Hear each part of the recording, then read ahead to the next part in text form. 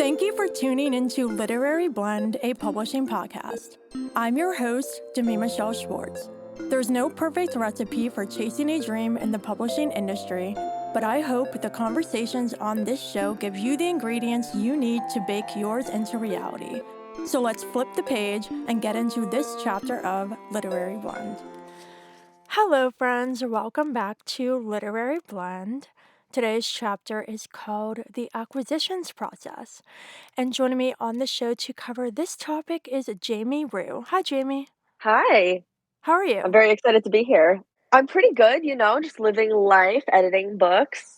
The greatest. Yes. Well, I'm so excited you are here to chat all about the acquisitions process. But before we dive into that, I would love for you to share a little with the listeners, a little about yourself and your journey in publishing so far. Great.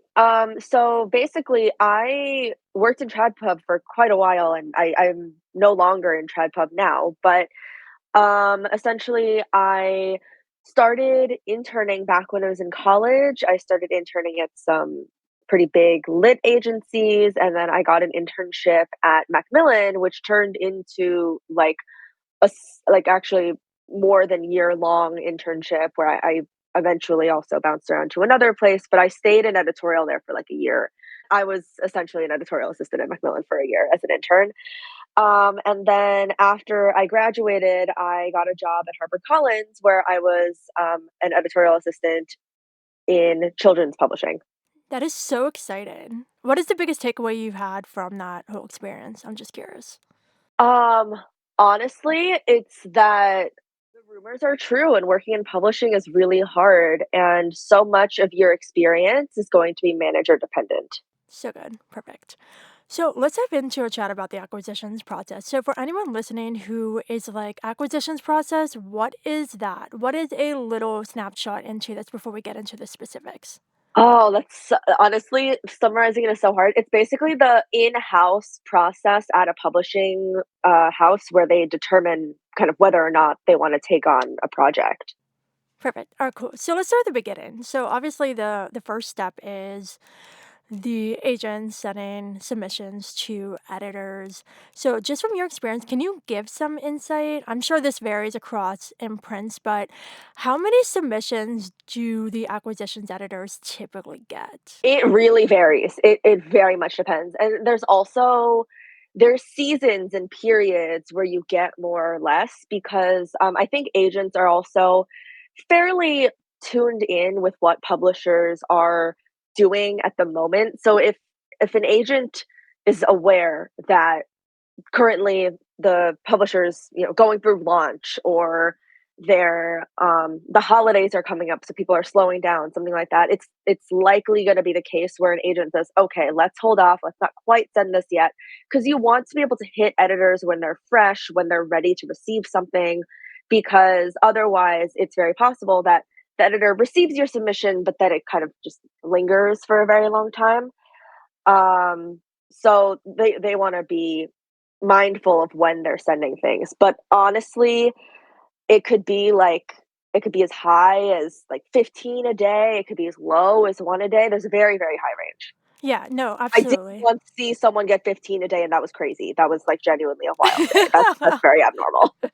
And I'm sure too, like when they keep coming in and coming in and coming in, like I'm currently an intern at a literary agency. You see the submissions trickle in and it's like, oh my goodness. The queries are there's so many more queries Yeah.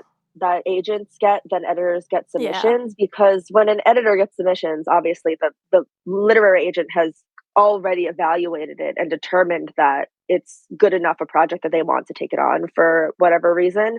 So editors definitely see significantly less projects Yeah. than agents do. Agents could see a crazy amount. Yeah. It's No. truly wild. No, for sure. And the interesting thing is that when you look at the submissions coming in to editors versus queries to agents, there's not only a big difference in the amount, but also the quality because you're not in competition while querying with just the manuscripts that are published. You're getting queries that aren't ready yet or the authors aren't ready yet. But once you're at the submission stage, all those manuscripts are pretty much as polished as the authors and agents could make them. So, what do you have to say on this in terms of like the struggles of submission and how authors can be so hard on themselves, but also there's so much competition at this stage? Honestly, there's several different factors that make being on submission so difficult, and it's not just that, there's fewer editors than there are agents, right? It's also that editors are being pulled every which way. Their jobs are not, unfortunately, not just editing. Their job is actually a lot of admin and a lot of paperwork. They're essentially the project manager for a book most of the time. Obviously, there are production editors or managing editors, depending on the house that you're at. And it varies what they're called. But um, even with that being the case, it's ultimately kind of up to the editor to make sure that projects are moving along and that things are really happening and they've got their hands in every part of the pie. So don't necessarily be afraid that it's the quality of the work and say, oh, the editor definitely read this and they hate it and they just don't know how to tell me. It's honestly more likely that an editor hasn't had the time to get to your submission yet. There was definitely very many times where I was reading like 3, 4-month-old submissions. That's really great insight. The waiting is torture. Yeah, no, having it's very similar to the job application process because ultimately that's kind of what it is. You're applying to see if you can get a job as an author at a publishing house, kind of, not quite, but that's if you look at it that way, then it feels like more understandable why there's so much waiting. For sure. So, with your experience from the editorial assistant side and getting to actually immerse yourself into submissions, because at this stage it's not so much of, oh, the writing just isn't good or the pitch isn't good.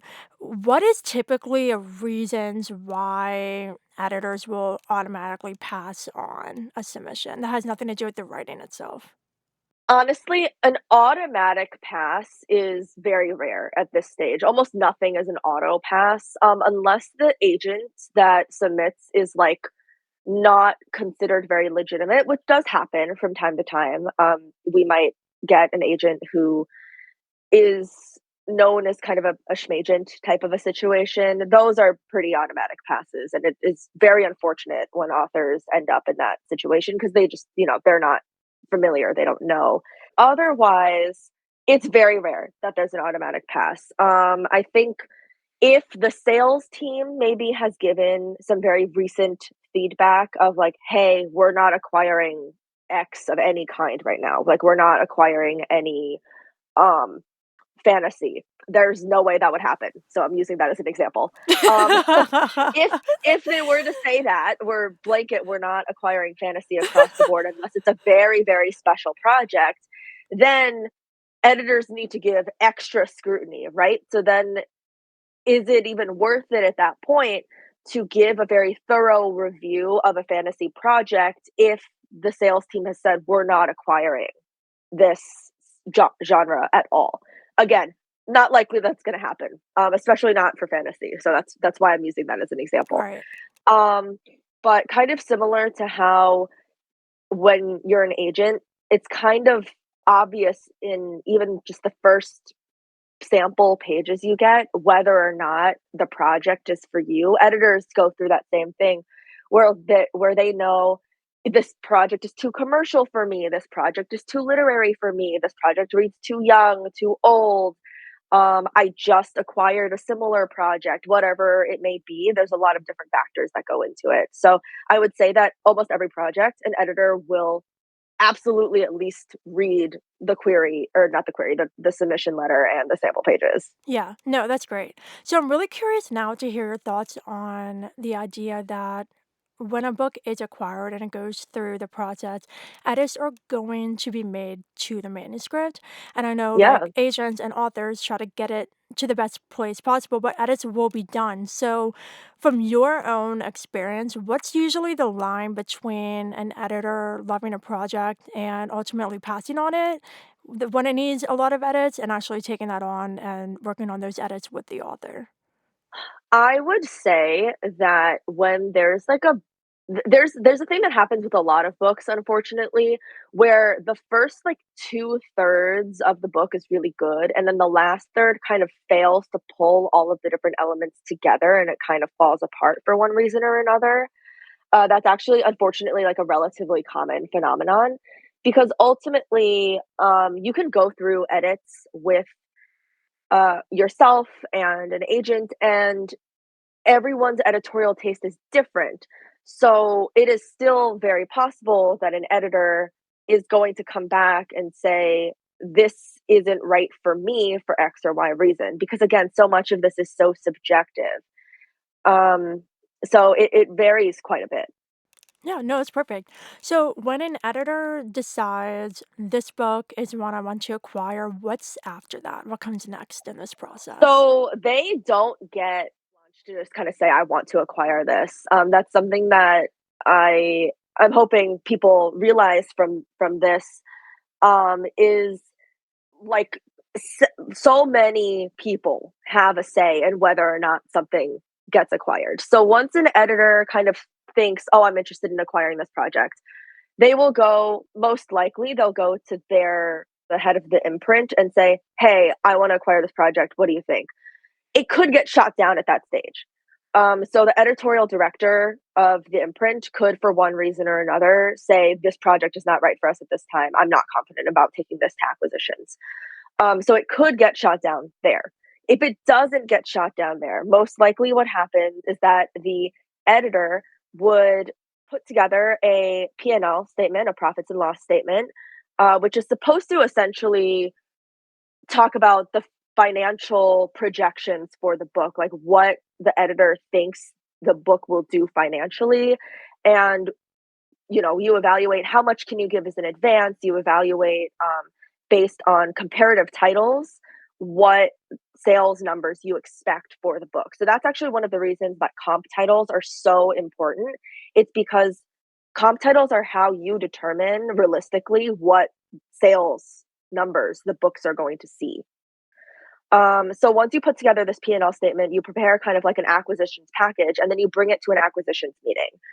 Now, that acquisitions meeting is full of editors all trying to kind of pitch different projects, but it's also attended by publicity, by marketing, by sales, several different salespeople most of the time for different retailers, and the publisher, because the publisher is ultimately the one who gets final say. So at the acquisitions meeting, you get feedback from all of these different people on whether or not this book is going to sell. So using the example of the salespeople from before, if you get to acquisitions and sales says to you, "Hey, we just heard from Barnes and Noble that they don't want any more fantasy projects." Again, this is like not going to happen. So that's why I'm using it as an example.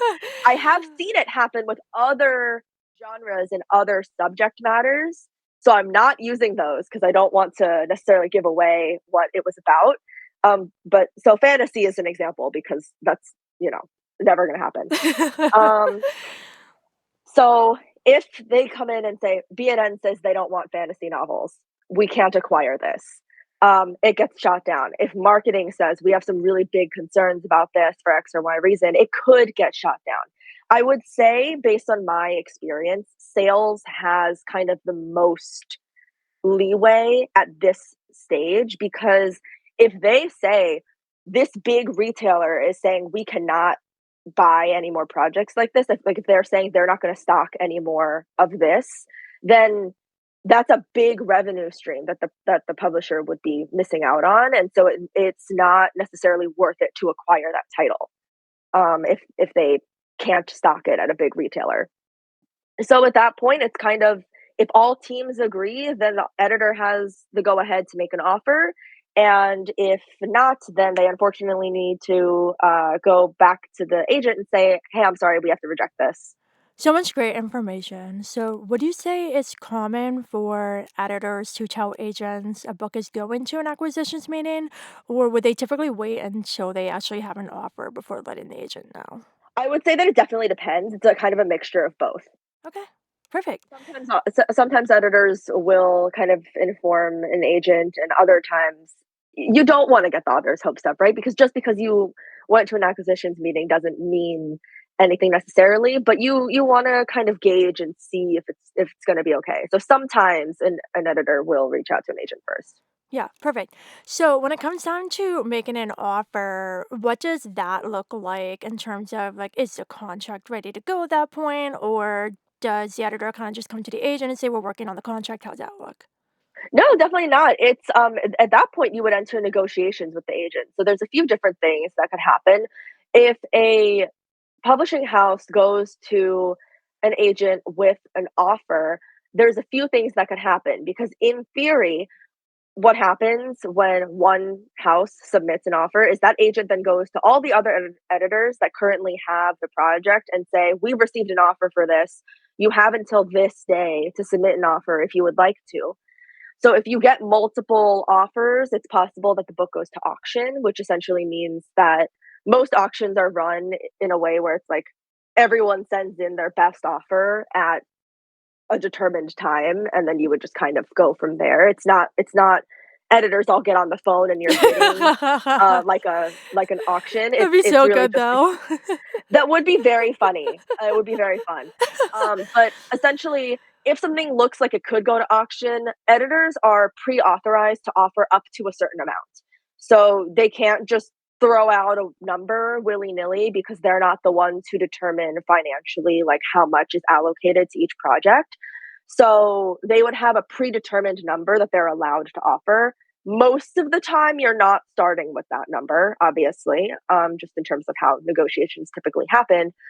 So if it were to go to auction, that might happen. Otherwise, an agent might have multiple offers sitting on their desk, and this is a point where it's likely that the author might speak on the phone to the editor to see, like who has the editorial vision that aligns best with my project, because it's not necessarily about how much money they're offering you. I understand the temptation to think that it's all about the money that they're offering you, but the truth of the matter is that it is not just about the money. It's about, this is the team of people that I am going to be working with and entering into a business relationship with to bring like my life's work into the world, right? Like if you think of it that way, the stakes are a lot higher than just the amount of money. Obviously, the money is very relevant, but if the offers are relatively comparable, then you want to really look at who are you connecting with. I love that so much because I think sometimes, and this goes for authors getting offers of representation too. It's like you get what you've been waiting for, and then you jump on it, even if something doesn't really feel right. And especially when you're at this stage where you're going to be working with a team for a while until that book comes out, you don't want to be miserable the whole time. Yeah, absolutely. And you want to make sure that they're going to be communicative during the process. You want to make sure that the whole team is going to offer their support in whatever way they can. It's unfortunately quite common, and this is not the fault of the actual workers in the company, but it's unfortunately very common that different departments are very understaffed at big trad pub companies, and that can result in a lot of delays happening or some things falling through the cracks or you not necessarily being communicated with as much as you should be. And that's really hard.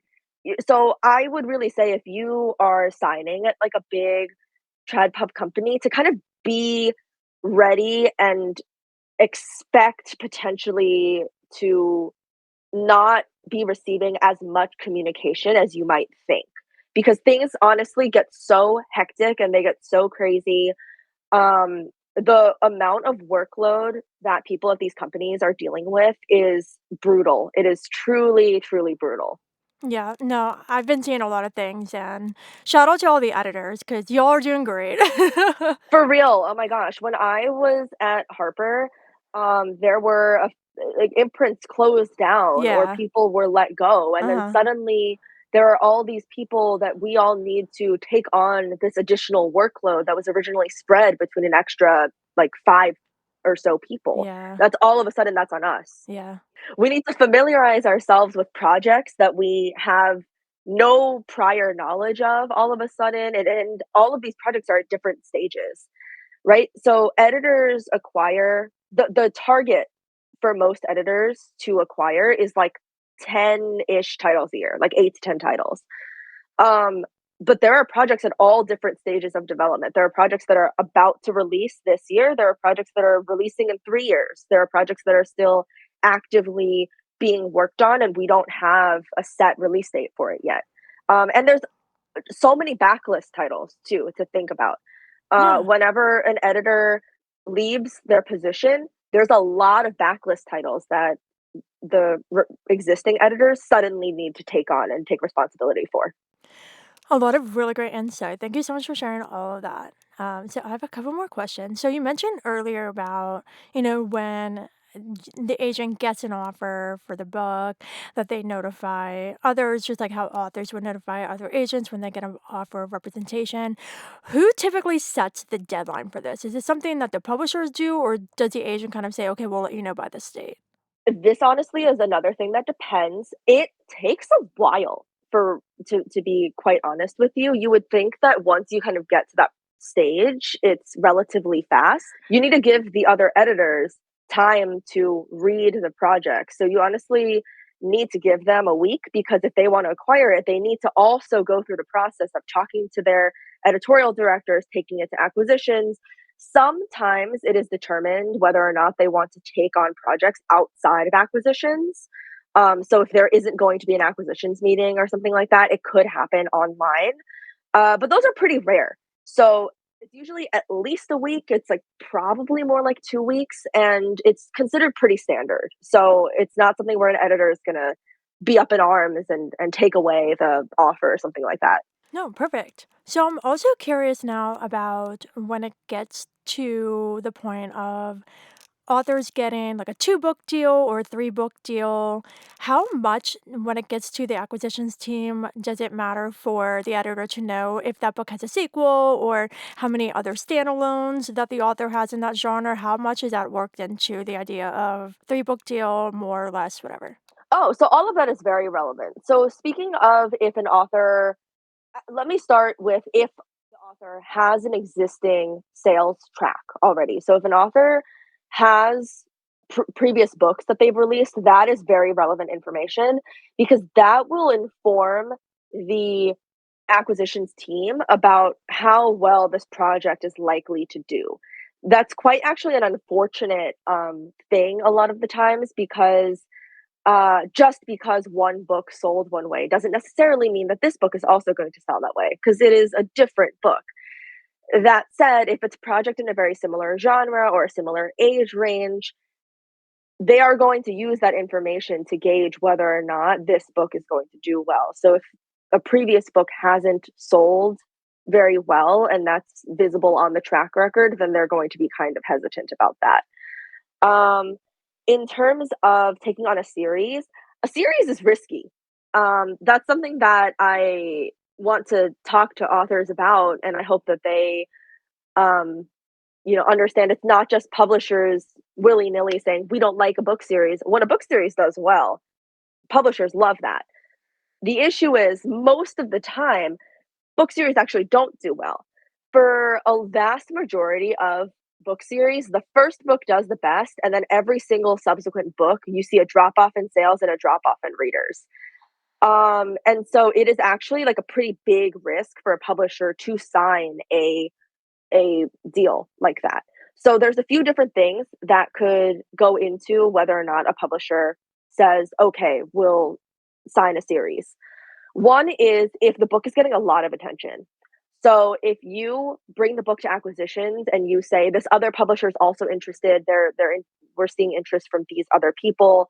At that point, you would say, okay, we're willing to offer this amount of money for a 2-book deal, a 3-book deal, because then that makes your offer more competitive because you're then saying, we might not be offering you the most money per book, but we are offering you multiple books. So that's something that also can like really make your offer a lot more competitive than another house's offer. And then a similar notion for standalones. If someone's a really great writer and you think that the other projects that they're kind of pitching as well might be of interest to you, then it could make sense to offer a 2-book or 3-book deal for standalones as well. Perfect. A lot of great insight. Perfect. Thank you. Absolutely. Yeah. So, just to wrap up, what are some final thoughts you would love to share on the acquisitions process in general? I think the final thing I want to share is that it is so, so slow. I know I said that earlier, but I hope authors are so aware of when I'm going to share something. It's a little bit cynical. It is something that I did have real experience with. I had, s- I worked with some people who would straight up say, my inbox is too cluttered. I'm going to ignore everything from 6 months ago and back. I'm just going to pretend they don't exist. And that's something that people legitimately do. Is that good? No. But that goes to show you that sometimes people are so overwhelmed that that is the level of kind of reset that they need to do in order to be able to stay afloat working at these companies. And so if you're not hearing back from an editor, that is not a reflection on you or your book or how good it is. It is purely a reflection of how much work is being expected of the people that are working at these companies. And it is truly like it's baffling.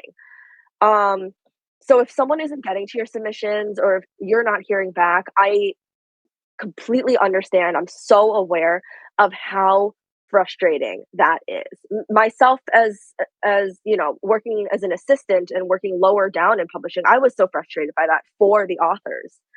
But there's only so many emails you can send in a day. There's only so much work you can juggle in a day. So I would say if you can give yourself time to be frustrated, give yourself time to be angry, but then also give some grace to the people who are trying to make these books happen. They'll get back to you one way or another, or your agent will hopefully do their job and ping the editor and bring your book back up to mind for them. Um, Even after the acquisitions process, once you're at the contract stage and everything, those things are slow too.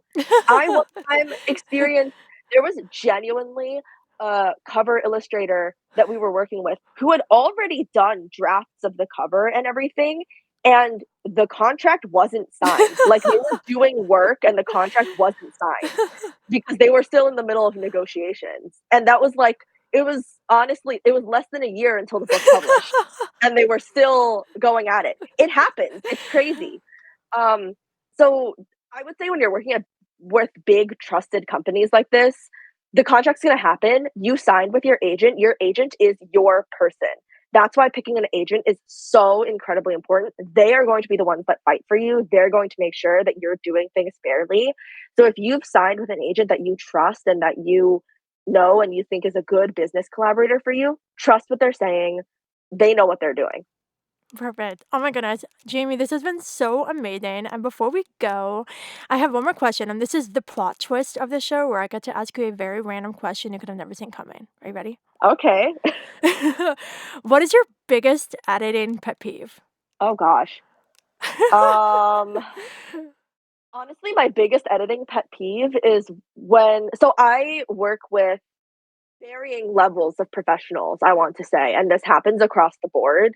And I wouldn't call it a pet peeve so much because it's not like I see it and then I want to, cry or anything. But it's something frustrating that happens when I'm editing, um, where I will have discussed a direction and with an author and we've talked about it, and the author seemingly forgets or just like doesn't do as we had discussed and kind of doesn't acknowledge that when they send the past back to me.